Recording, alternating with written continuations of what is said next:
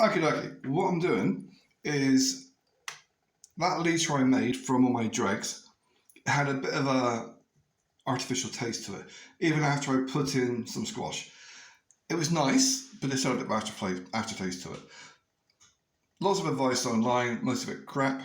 So what I'm going to do, because I didn't bother taking off the heads, the first bit that comes out, which is meant to be methanol, you're only talking with that much, with a litre of booze, maybe a teaspoon. That's all. Maybe a tablespoon. That's about all you're going to get methanol out the front, because such a small batch. So what I'm doing, because that little bit can make a big difference, is I put it back in.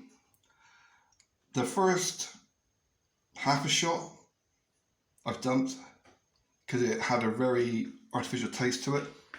I've now got it going and it's gone back through again. I've just had a taste and the taste is massively different. That first bit that comes out, some channels I've looked at online on YouTube, they said, don't worry about it. It's all the same. Just keep going. Bollocks. That first little bit can make the whole lot taste like shit.